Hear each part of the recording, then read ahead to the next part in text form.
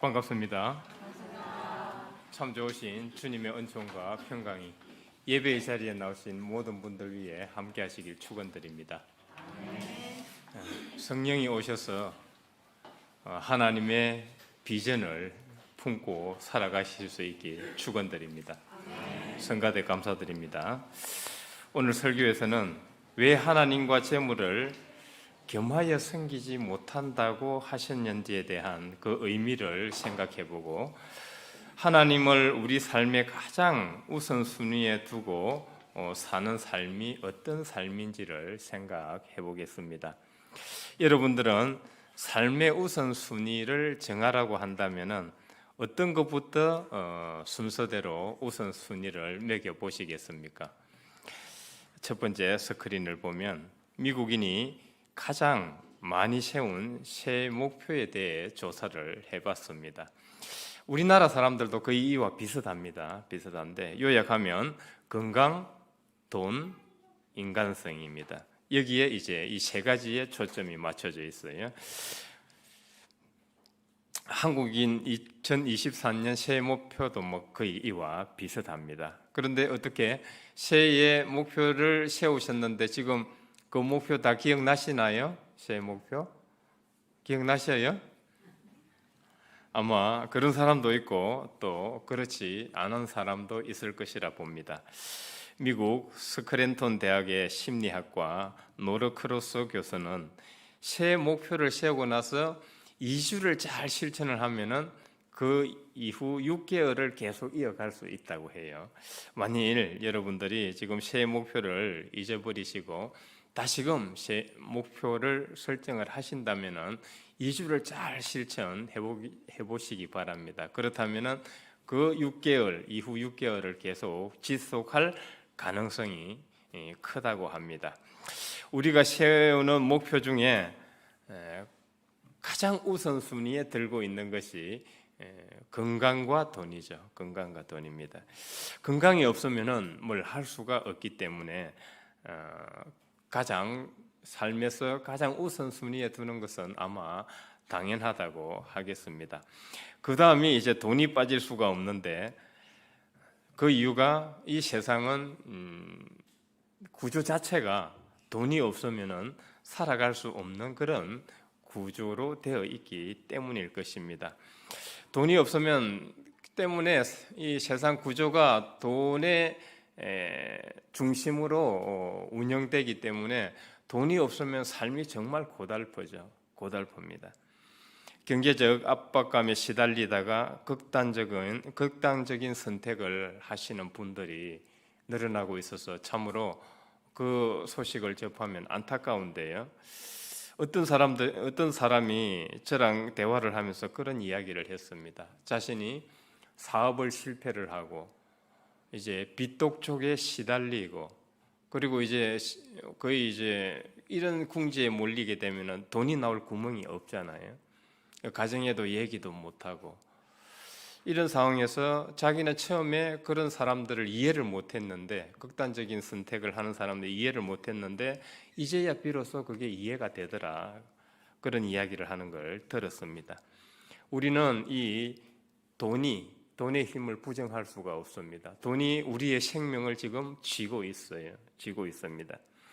저도 고등학생 아들이 하나 있어 학원을 보내는데 이 중요 과목 몇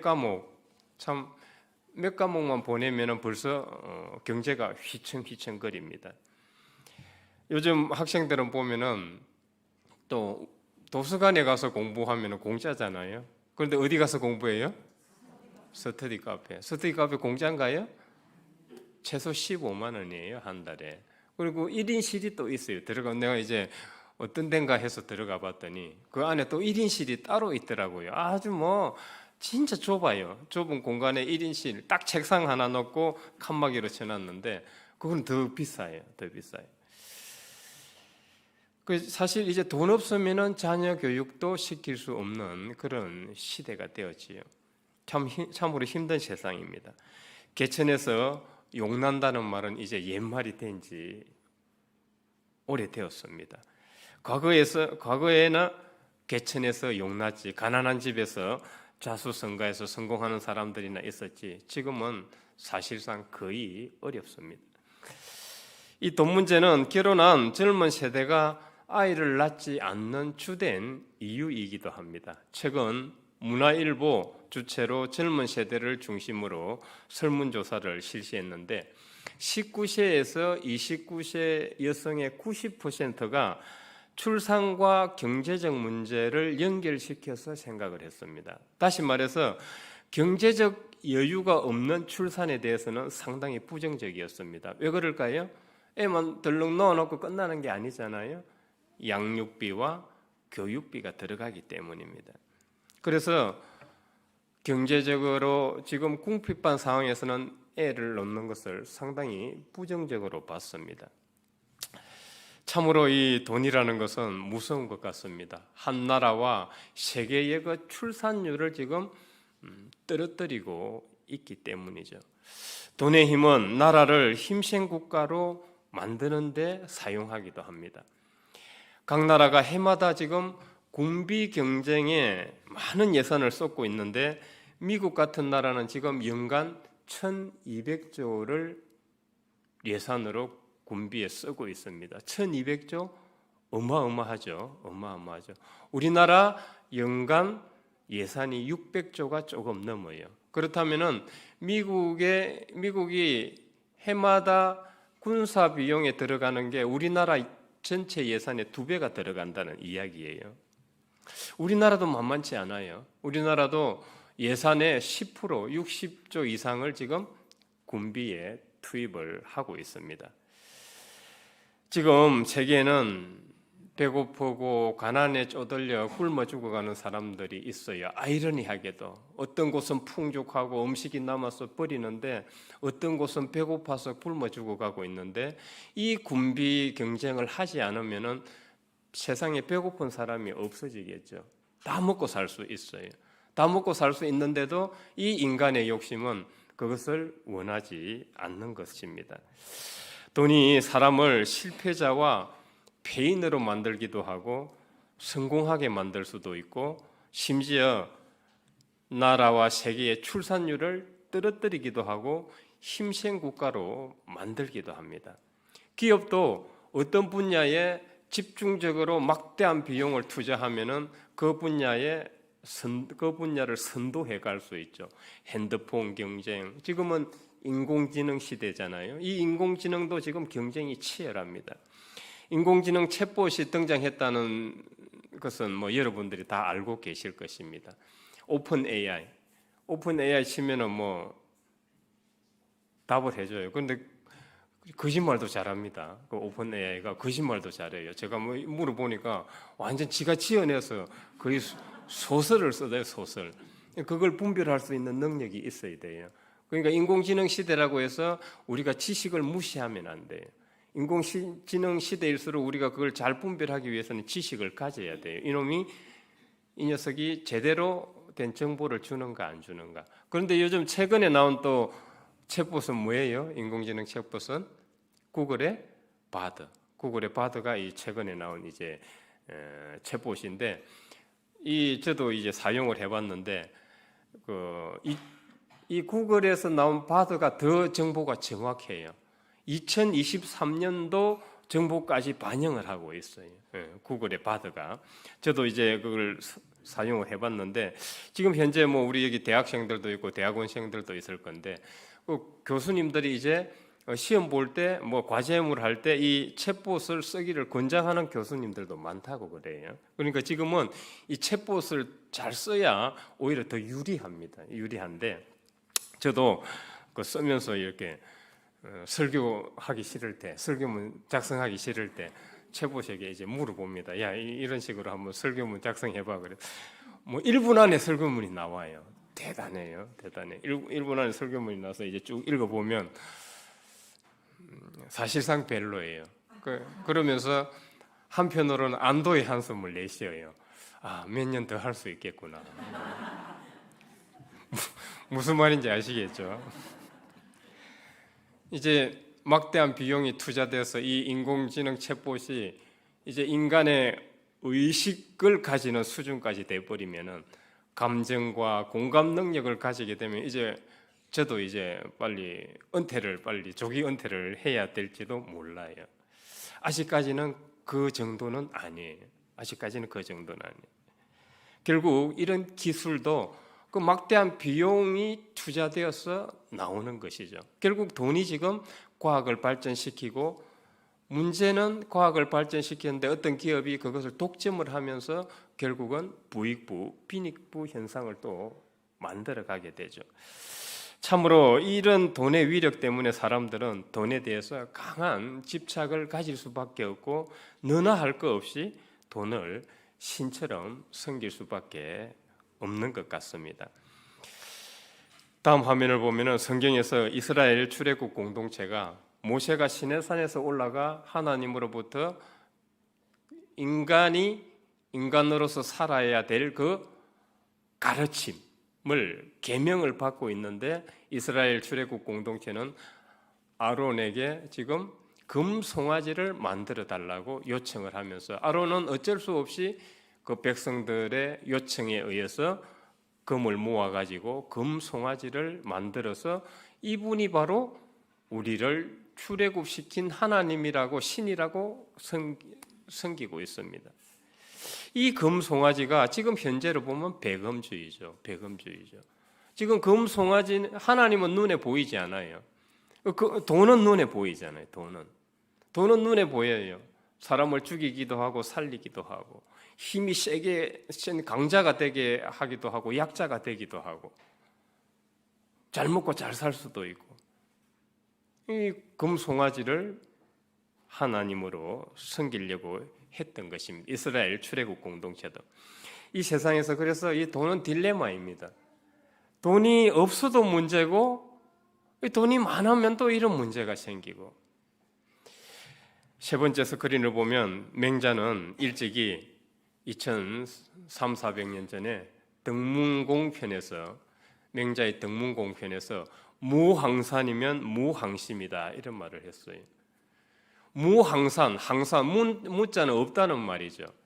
항산은 일정한 생업이나 수입이 없다는 말이에요. 일정한 생업이나 수입이 없으면은 항심, 바른 마음을 가질 수가 없다. 도덕성을 실천할 수가 없다. 그러니까 일정한 수입이나 생업이 없으면은 올바른 마음을 가지기도 힘들고 도덕을 실천하기 어렵다, 이런 말을 했어요.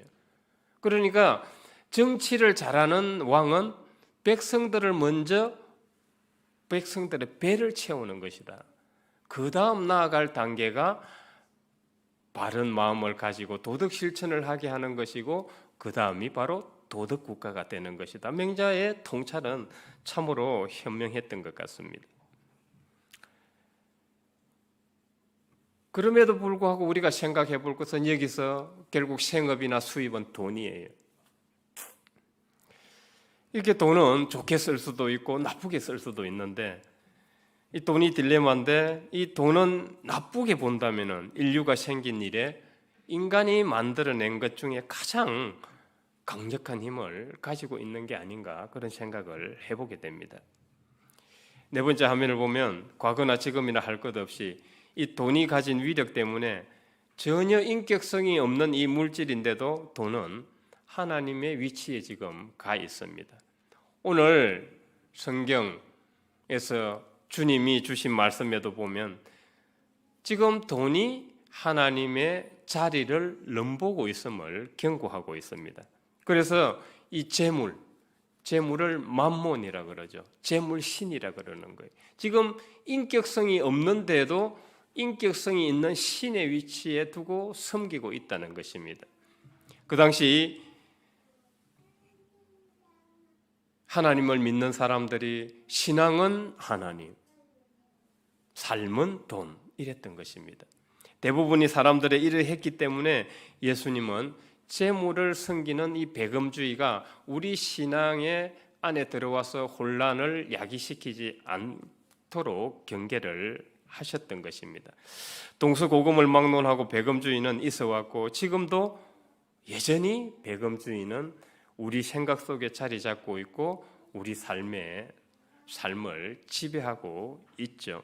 우리는 지금 이 사실을 부인할 수가 없습니다. 아마 계용목의 백치 아다다를 읽어보신 분이 있을지도 모르겠습니다. 그 백치 아다다는 순하고 착하죠. 정말 때가 묻지 않은 그런 인간의 모습을 보여줍니다. 그런데 이 백치 아다다가 이제 시집을 가는데 재산 논을 하나 가지고 가난한 남잣집에 시집을 가게 돼요. 가난한 집에서는 그 당시 논하고 돈이잖아요. 재물이 들어오고 또 결혼도 할 수 있으니까 이제 호방이 능꿀채 들어오는 거예요. 엄청 환영을 했죠. 그래서 시부모의 사랑과 귀여움을 받았습니다. 독차지했죠. 그런데 이 남편이 점점 이제 돈이 생기는 거예요. 돈을 적축하고 돈이 모이니까 백치 아다다를 버립니다. 친정 쪽으로 쫓겨오게 되죠. 소박을 맞고 쫓겨오게 되는데 백치 아다다는 지금 돈에 대한 그 상처가 큰 거예요. 이제 고향으로 돌아왔는데 예전부터 백치 아다다를 생각하고 있던 그 수롱이 노총각 수롱이가 있었어요. 그래서 백치 아다다가 그 수롱이한테 허전한 마음을 이제 주게 됩니다. 그 수롱이하고 같이 이제 살게 되죠. 결혼을 해서 살게 되는데 수롱이도 아주 가난해서 이제 백치 아다다랑 결혼을 하니까 뭐 입이 이제 여기 귀에 걸려서 좋아했고 서서히 이제 돈을 모으게 됩니다. 돈이 모이니까 이제 백치 아다다는 불안한 거예요. 왜냐하면 자기는 돈에 대한 상처가 있었기 때문에. 그래서 수롱이가 자는 사이에 그 돈을 다 가져다가 바다에 다 버려버려요. 백치 아다다는 지금 우리 둘이 잘 사는 게 중요하지 그 돈 필요가 없는 거예요. 그랬더니 수롱이의 본색이 그때부터 드러나죠. 사람보다 돈이 그에게는 더 가치 있고 더 중요했습니다. 결국은 백치 아다다를 죽음으로 몰게 되죠. 작가는 이 소설을 통해서 이 사회와 세상은 지금 돈 중심적 세계이고 배금주의가 만연해 있다는 것을 비판하고 있습니다.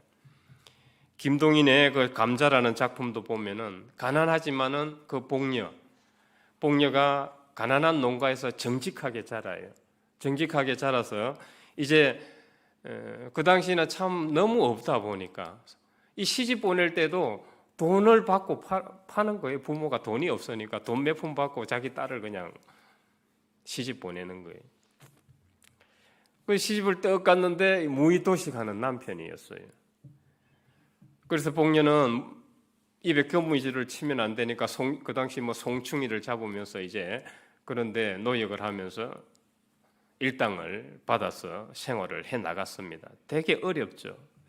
삶이 궁핍하고 고통스럽습니다.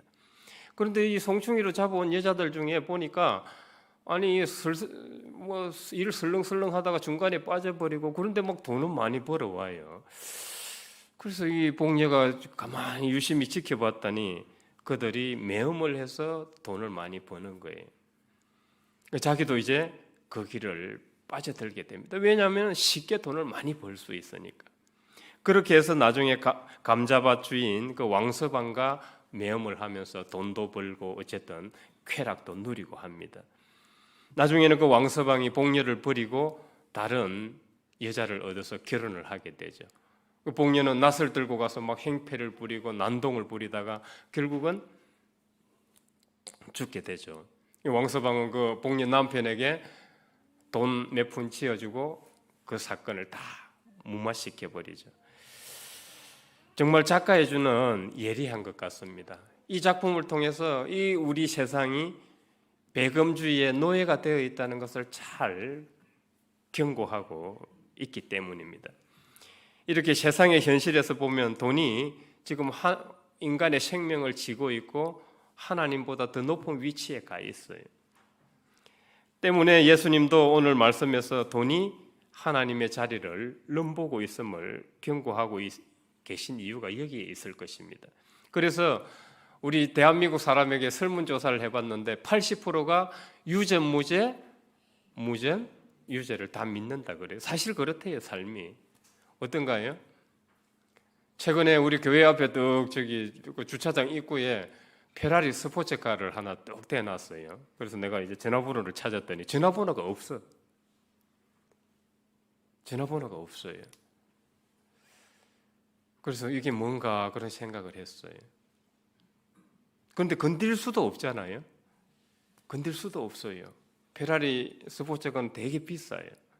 잘못 건드렸다가는 집이 다 날아갈 수가 있어요. 집이 다 날아가고요.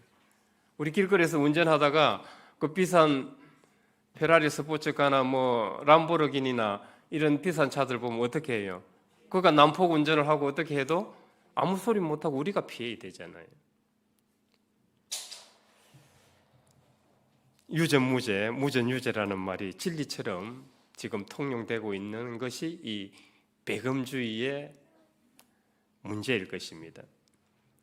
그런데 문제는 우리도 이 속에서 자기도 모르게 그 배금주의의 노예가 되어가고 있고 그 돈의 위력을 우리는 배우게 된다는 거죠. 5번째 화면을 보면은 파잔의식이라고 있습니다. 동남아시아에서 여러분들 막 여행 가가지고 저 코끼리 막 쇼하고 보는 거 기뻐하시겠지만은 그 코끼리는 얼마나 힘든 과정을 거쳤는지 몰라요.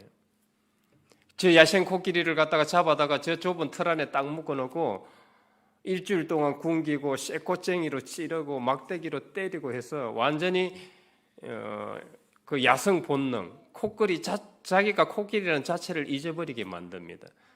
그렇게 해서 인간은 무서운 존재라는 것을 세뇌를 시켜요. 인간은 무서운 존재다. 그래서 인간이 주인이 말하는 것은 무슨 일이든 자기가 할 수 있는 건 다 듣게 돼요. 이렇게 파잔의식을 통해서 새끼 코끼리가 죽는 경우도 많아요. 너무 힘드니까, 굶기고 하니까. 살아남은 새끼 코끼리는 평생 자기의 본성을 잃고 관광객을 태우고 재롱 부리고 주인의 노예로 돈벌이를 하다가 자기 코끼리의 삶을 마감하게 되는 것입니다. 코끼리도 정말 영특해요. 코끼리가 자기 동료가 죽으면 장례의식을 치른다는 것을 들어보셨어요? 들어보셨죠? 코끼리는 아주 영특합니다. 우리도 이 세상에서 경제적 문제로 지금 많이 쪼들리고 힘들고 고통스러워하고 있어요. 그러면서 우리는 지금 저 파잔의식처럼 이 자본주의 사회에서 배금주의가 만연한 사회에서 지금 파잔의식처럼 그 돈의 고통 속에서 우리도 지금 점점 배금주의의 노예가 되어가고 있는지도 몰라요. 돈의 위력을 인정을 하면서 돈을 하나님보다 더 높은 위치에 놓으면서 돈이 없으면은 일단 상대적으로 박탈감을 느끼게 돼요. 상대적으로 박탈감을 느낍니다. 누구는 비싼 차 타고 다니고 누구는 몇 편 아파트 사고 나는 예전에 집이 없을 때 사글세 살 때 막 열 몇 평짜리 아파트만 얻어도 집만 얻어도 감사하게 생각하고 다 하나님의 은혜라 생각하고 살았는데 우리 친구는 어느 날 보니까 40평 아파트에 살고 있네. 비교하면서 스스로 불행해지기 시작해요. 상대적 박탈감을 느끼게 됩니다. 다음으로 나의 꿈과 비전을 포기해야 돼요. 돈이 없으면 그걸 할 수가 없으니까 지금 세상은. 여행도 다녀야 되고 견문을 넓히려면 여행도 다녀야 되고 배워야 되고 학교도 다녀야 되고 했는데 돈이 없으니까 할 수가 없잖아요. 자기 꿈과 비전을 다 포기해야 되는 거죠. 그리고 앞서 말씀드렸듯이 돈이 없으면 주눅이 들어가지고 루제가 돼요. 주눅이 들어서 있는 사람 앞이나 얘기도 제대로 못하고 주눅이 들어 살아요. 자기 스스로 못 낳고 내가 가난한 게 죄지, 내가 가난한 집에서 태어나서 내가 죄지, 부모를 탓하며 그렇게 살아가요. 부모가 그 가난을 대물림하고 싶어서 대물림한 게 아닌데도 자녀들은 그렇게 생각할 수 있죠. 우리는 이런 돈의 그런 고통, 파잔의식을 치르면서 돈의 위대함을 더 인정을 하게 되고 돈을 하나님보다 더 높은 위치에 지금 자기도 모르게 노예되면서 그렇게 인정하고 있는지도 모르겠습니다. 6번째 화면을 보면은 그럼에도 불구하고 돈과 물질의 주인으로 사는 사람이 있어요. 노예로 살지 않고 주인으로 사는 사람들도 있습니다. 이분들이 있기에 이 어두운 사회가 빛이 있고 희망이 보여요. 진주에서 50년간 남성당 한의원을 경영해 오신 김정하라는 분이 계셔요. 김장하. 이 50년 동안 한의원을 경영해서 번 돈을 다 지역사회와 어려운 자들에게 장학금을 주면서 다 사용을 했어요. 좋게 사용했어요. 그가 하는 말이 정말 가슴에 와닿죠. 돈도 나누어야 꽃이 핀다. 돈도 나누어야 꽃이 핀다. 정말 가슴에 와닿습니다. 이분의 특징은 자기가 그 50년 동안 한의원을 경영해서 번 돈을 자기는 쓰지를 않았어요. 다 지역사회에 환원을 하면서 특징은 뭐냐 하면은 방송이나 언론이나 절대 알리지 않아요. 성경에서 말하듯이 오른손이 하는 일을 왼손이 모르게 하시는 분이었어요. 그런데 어떻게 저 사실이 밝혀졌어요? 기자가 7년 동안 저분이 행적을 추적을 하면서 밝혀낸 거예요. 7년 동안. 참으로 저는 저분을 보면서 하나님께서 기뻐하실 분이다 그런 생각을 해봤습니다. 이런 분들이 있기에 그래도 우리 어두운 사회에 한 가닥의 빛이 있고 희망이 있는 게 아닐까요? 그러나 대부분은 저분처럼 돈의 주인으로 살아가는 것이 아니라 돈의 노예로 살아가고 있는지도 모르겠습니다. 그 돈의 파잔의식 속에서 그 돈의 위력을 인정하고 오히려 하나님보다 더 높은 위치에 놓으면서 돈의 배금주의의 노예가 되어 있는지도 모르겠습니다. 제가 여러 가지 비유로 말씀을 드렸지만 돈은 분명히 현재 우리에게 필요합니다. 우리 삶에 필요한 것은 분명합니다. 명자도 그랬듯이 무항산이면 무항심이다. 일정한 생업이나 수입이 없으면은 도덕성을 바른 마음을 가지고 도덕성을 실천할 수 없기 때문입니다. 그러나 돈과 하나님을 동일시 여기는 이 오류를 우리는 범해서는 안 되고 돈의 노예로 살아서는 안 된다는 이 가치, 이 의식을 가져야 할 것입니다. 돈의 노예가 될 때 앞서 말했듯이 그 폐해는 심각합니다. 인간의 존엄성이 말살되고 돈을 생명보다 더 귀하게 여기게 되고 돈을 위한 일이면 무엇이든지 하게 돼요. 학생들에게 마약 음료를 팔고 러시아의 푸틴처럼 전쟁을 일으키고 살인과 폭력을 일삼고 돈이 된다면 무슨 일이든지 하는 거예요. 이것은 결코 하나님이 바라시는 모습이 아니고 사탄과 악마가 하는 행동들이죠. 7번째 화면을 보면은 나침반은 한 방향을 가리킵니다. 동시에 두 방향을 가리킬 수가 없어요. 우리가 하나님을 믿는 영적 나침반도 이와 같이 한 방향을 가리켜야 할 것입니다. 돈과 하나님과 두 개를 동시에 가리킬 수가 없습니다. 그래서 우리는 이 돈이 늘 하나님의 일을 하는데 하나님의 비전을 가진 삶을 사는데 보조 역할을 하도록 사용을 해야지 돈을 우선시에 둔다면 우리 역시 배금주의의 노예에서 자유하기 힘들 것입니다. 오늘 성경 말씀에서 예수님이 가르치는 요지가 바로 이것일 것입니다. 그러나 우리 스스로 하나님의 중심을 산다고 결심하고 그렇게 사라지면 좋은데 그게 잘 안 되는 게 우리 신앙의 현주소입니다. 그러면 어떻게 하면 좋을까? 노예냐 자유냐를 쓴 그 러시아의 신학자 베르다예프는 인간이 노예 상태에서 벗어나서 자유의 세계로 들어가려면, 다시 말해서 이 노예는 권력의 노예, 욕심의 노예, 돈의 노예예요. 이 노예 상태에서 벗어나려면은 내가 역사를 지금까지 연구해 봤는데 그 역사를 개혁했던 사람들마저도 부정부패를 개혁했던 사람들마저도 그 자리에 올라가니까 똑같은 짓을 하더라. 노예가 되더라. 때문에 이 역사를 쭉 지켜봤을 때 우리가 노예 상태에서 벗어나려면은 그리스도가 우리 안에 침투해 오시는 이 방법 외에는 다른 방법이 없더라. 성경을 보니까. 그래서 8번째 화면을 보면은 저는 그의 주장에, 신학적 주장에 100% 동의합니다. 우리 삶이 그렇잖아요. 그리스도께서 우리 안에 계시지 않으면은 우리 다 지멋대로 삽니다. 힘들어요. 지금 여기에 각기 다양한 계층들이 모여 있어요. 우리가 그리스도로 인해서 지금 서로 한 마음이 되고 사랑하려고 하고 서로 이해하려고 하고 공감하려고 하지 그러지 않아 보세요. 돈 중심으로 살면 끝이에요. 그래서 저는 우리 삶에 우리 인류의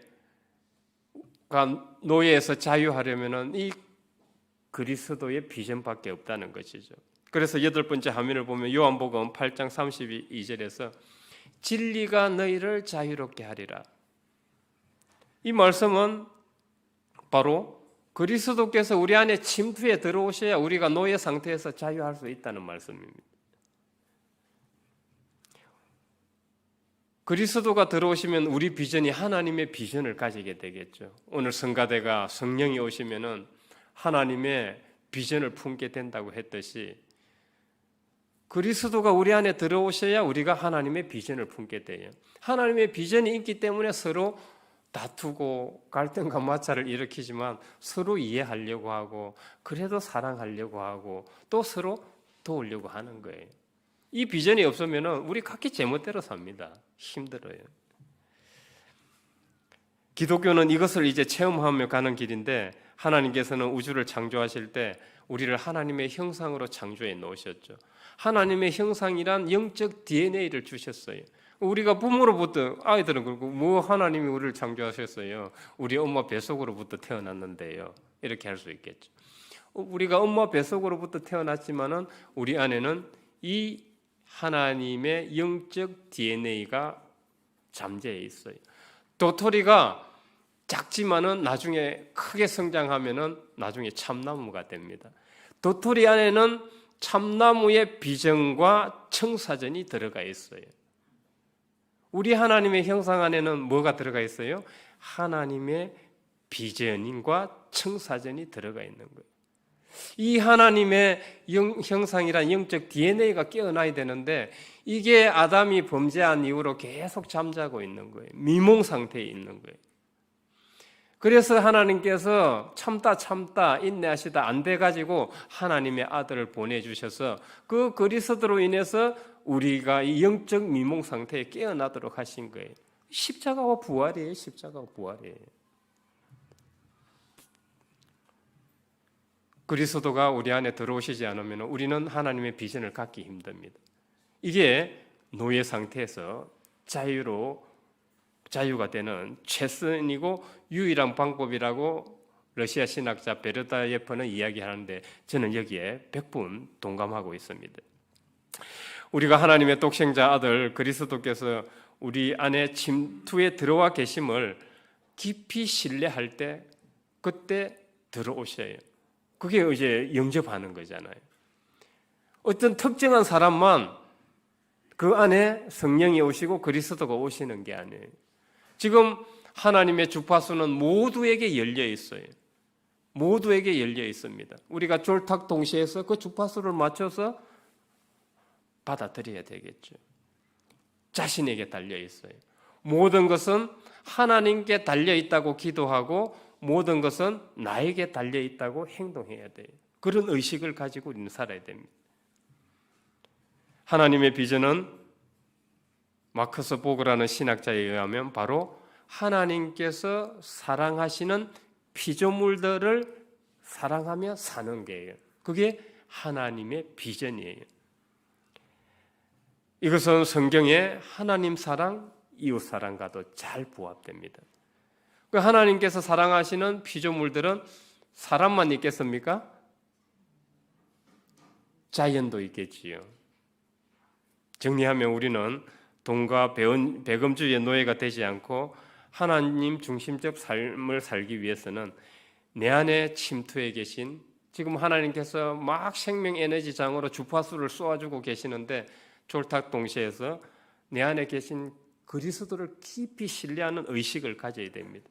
그렇게 되면은 하나님을 비전을 바라보는 삶을 살아가게 되고 내가 가진 재능과 재물을 하나님이 사랑하시는 피조물들을 사랑하는 데 사용할 수 있어요. 그것이 바로 동록이나 좀이 해하지 않는 하늘 은행에 저축하는 방법일 것입니다. 그렇게 해서 정말 하늘에 재물을 쌓아두는 재물과 재능을 기부함으로써 그런 저와 여러분이 되시길 주의 이름으로 축원드립니다. 거룩하신 여호와 하나님, 돈과 재물에 이리저리 마음을 빼앗기고 휘둘리며 이기와 욕심에 가득 찬 저희들을 버려두시지 아니하시고 저희들 안에 침투에 들어오셔서 이 세속에서 성스러운 삶을 살아갈 수 있도록 인도하여 주시니 그 은총에 감사드립니다.